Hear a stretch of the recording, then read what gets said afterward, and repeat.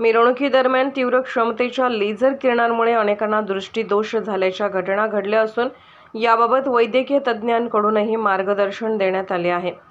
नुकतेच कोल्हापूर येथे झालेल्या मिरवणुकीत एक पोलीस कर्मचारी सह युवकावर या लेझर किरणाचा दुष्परिणाम झाल्याचे दिसून आले आहे। दृष्टीसाठी घातक असून मिरवणुकीदरम्यान हे टाळावे असे आवाहन मिरज उपविभागीय पोलीस अधिकारी प्रणिल गिल्डा यांनी केले आहे।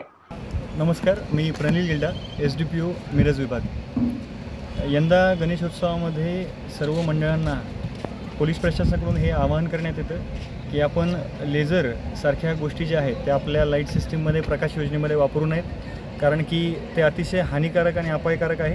त्याविषयी वेगवेगळ्या नेत्रतज्ञांनी आपले अवेअरनेसचे व्हिडिओसुद्धा दिलेले आहेत, ज्यातून त्यांनी जनजागृती करण्याचा प्रयत्न केलेला आहे। त्यासोबतच आपण जर रिसेंटच्या घटना बघितल्या तर कोल्हापूरमध्ये सुद्धा एका तरुणाला लेझरमुळे आपला डोळा म्हणजे त्याचा डोळा धोक्यात आलेला आहे।